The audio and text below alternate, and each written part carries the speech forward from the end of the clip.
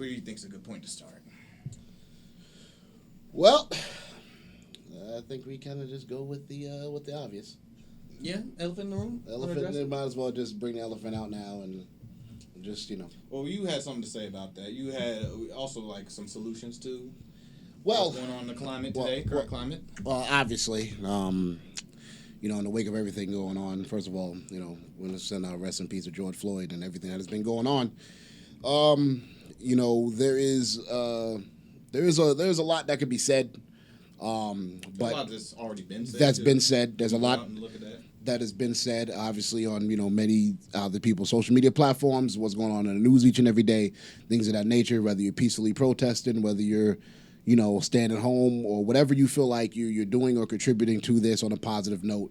We definitely appreciate that, and I'm happy to see that a lot of people are coming together, even in wakes of everything that's going on with the times of this virus and this pandemic that we're in, that everybody is coming together. Obviously, as we were talking about the podcast, with solutions for everything that has been going on, before I pass it to our guests on their opinions. One thing I've been doing, I've been speaking to a councilman. His name is Darryl Moody out in Utica, New York. He is a councilman. He's part of the judicial systems up there. 25 years old, smart dude. He is a friend of the family. And basically what I've been doing is I've been talking to him, because with him being a councilman and involved somewhat in government, just seeing what options can be done. Very good dude. He hit me up. We've been talking privately about some things that I can personally do from here that, either with my voice or financial resources or whoever I know, to be able to make a difference. So being able to talk to him and get educated on a lot of things, on my laws, a lot of things that I did not know offhand. He's actually not only helping me with that, but coming up with positive solutions for the situation.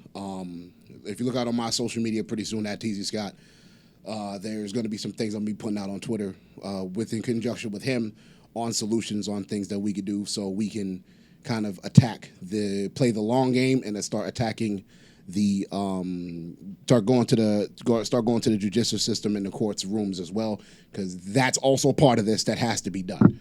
So that's part of me on working on the solution. For me, something that has been really interesting is obviously Indi came from Australia, and we've talked about this, the whole idea of police brutality isn't really a big thing over there, so it's been interesting to see, just how she's handled all of this and her opinions on all of this. But yesterday we went downtown, and it was really moving to see so many people, like what Teasy said, coming together, trying to I don't want to say make light of the situation, but trying to just be a positive change. And also going off of what Teasy said, I think the biggest way that anybody can use their voice, if you can, please vote. That is a big thing. Please vote in November. It'll mean a lot, and I think if you want to make a big change, that is absolutely the biggest way. Well, I made a post the other day on Twitter and Instagram. If anyone follows me on that, they would have seen. And I think it took me a while to write it, because I think, like many other foreigners who live in the United States, we're scared to speak up on issues that we don't know about, right, that we're not educated on. But then I realized that was the problem. I'm not educated on it, so I'm going to make an effort to educate myself and, speak up for those who can't speak up anymore because they were victims of police brutality. And I believe, in my opinion, that not speaking up is standing with the oppressor. And I have to thank Simone heaps for teaching me, educating me, and helping me understand the severity, because, like she said, I'm from the other side of the world, and this wasn't really a huge thought in my mind because I didn't understand how serious it was.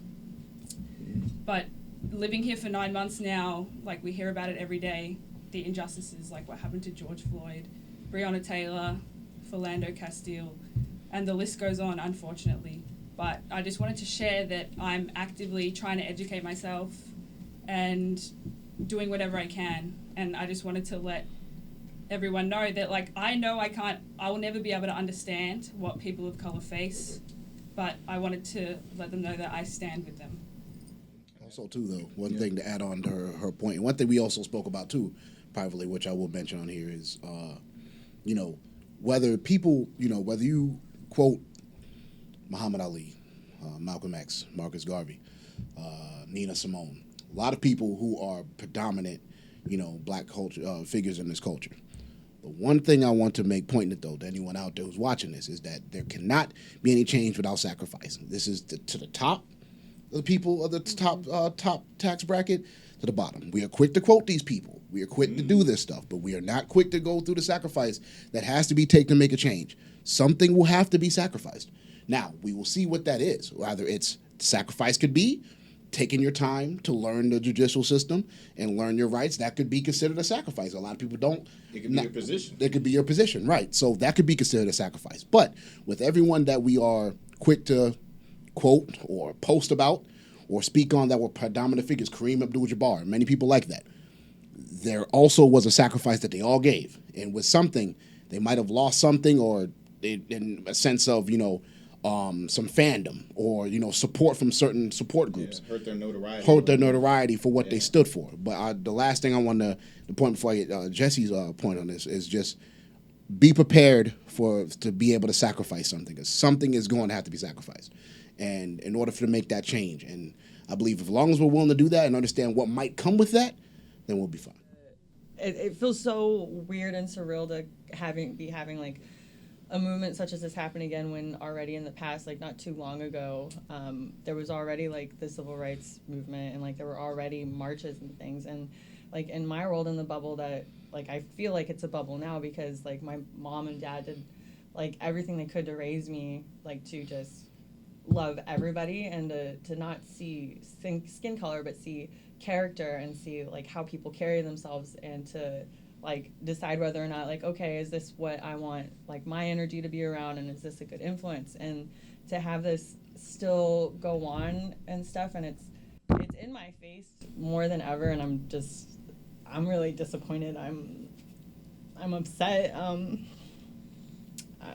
I felt like I was in this bubble like whew, like if I feel like the world's a really good place then it must be around me, but it's totally not. And like I think it's easy for people to just turn a blind eye and be like, oh, well, that's not my problem and that's not around me. But the truth is like it's going to be here, like it's here today, it was here yesterday, and it's going to be here tomorrow unless like everybody pulls together.